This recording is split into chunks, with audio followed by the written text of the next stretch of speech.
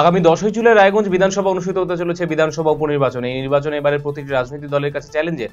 বিধানসভা উপনির্বাচনকে সামনে রেখে রায়গঞ্জ থানা পুলিশ রায়গঞ্জে 6টি জায়গায় নাকা চেকিং শুরু করলো। যে সমস্ত জায়গায় নাকা চেকিং হচ্ছে সেগুলো হলো কসবা মোড়, বারোদুয়ারি মোড়, মাকড়া, একর, সোনাবাড়ি, বিশাহার। এই সমস্ত এলাকাগুলোতে পুলিশের নাকা চেকিং চলছে। অস্ত্র থেকে শুরু করে অর্থ কোনোভাবেই যাতে বাইরে থেকে কোনো কিছু আমদানি রায়গঞ্জে না ঘটে তার জন্য বদ্ধপরিকর নির্বাচন কমিশন।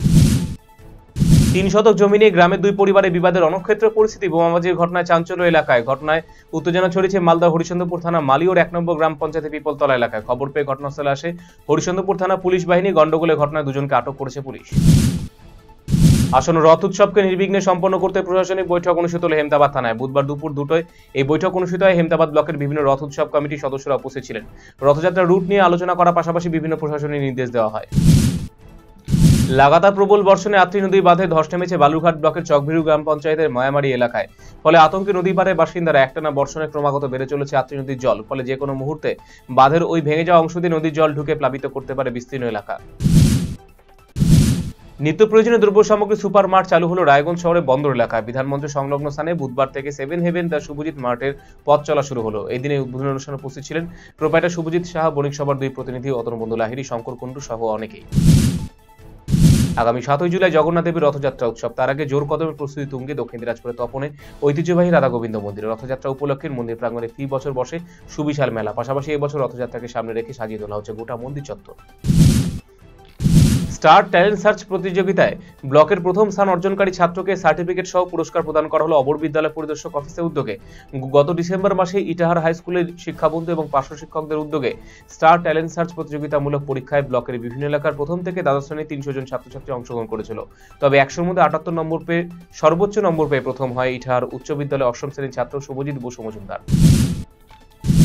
নিরাপত্তা ব্যবস্থার দাবিতে বিডিওকে ডেপুটেশন দিলেন দক্ষিণ দিনাজপুরে কুমারগঞ্জ ব্লকের বড়াহার গ্রামীণ হাসপাতালে চিকিৎসক এবং স্বাস্থ্যকর্মীরা। জানা গিয়েছে, 2 দিন আগে 2টি দুর্ঘটনাগ্রস্ত রোগী আসে হাসপাতালে। উপযুক্ত চিকিৎসা করা সত্ত্বেও সেই সময় কর্তব্যরত চিকিৎসকদের শারীরিক হেনস্থা এবং হুমকি দেওয়ার অভিযোগ ওঠে রোগীর আত্মীয়দের বিরুদ্ধে।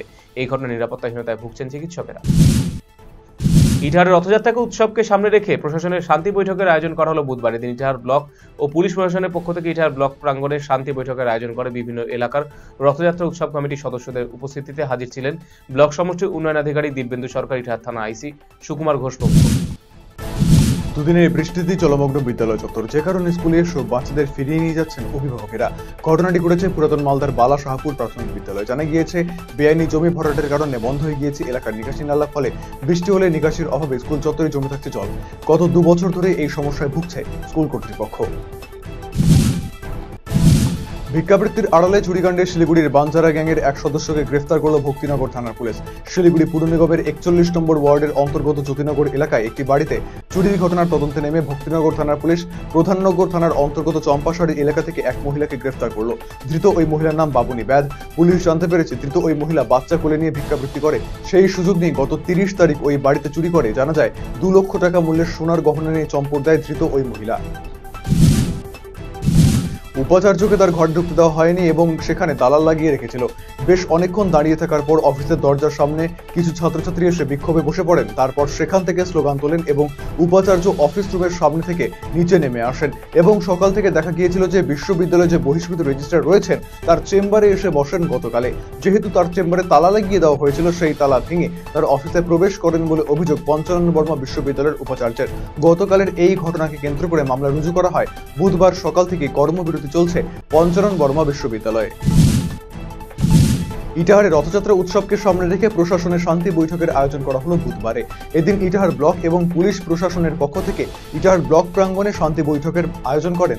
ব্লকের বিভিন্ন এলাকার রথযাত্রা উৎসব কমিটির সদস্যদের উপস্থিতিতে হাজির ছিলেন ব্লক সমষ্টি উন্নয়ন আধিকারিক দিব্যেন্দু সরকার, ইটাহার থানার আইসি সুকুমার ঘোষ সহ অন্যান্যরা। গোপনে খবর পেয়ে জুয়ার আসরে হানা দিয়ে বোর্ড মানি সহ 4 জনকে গ্রেফতার করল মালদার কালিয়াচক থানার পুলিশ। মঙ্গলবার গভীর রাতে মসিমপুর বামনগ্রাম অঞ্চলের ছাড়কাপাড়া এলাকায় অভিযান চালায় কালিয়াচক থানার পুলিশ। 4 জনকে আটক করা গেলেও কয়েকজন জুয়ার আসর থেকে পালিয়ে যেতে সক্ষম হয়। তল্লাশি চালিয়ে 30,000 টাকার বোর্ড মানি, কয়েক বান্ডেল তাস সহ বেশ কিছু সামগ্রী উদ্ধার হয়। ধৃত 4 জনের বাড়ি বামনগ্রাম এলাকায়। ধৃতদের বুধবার মালদা জেলা আদালতে পেশ করা হয়।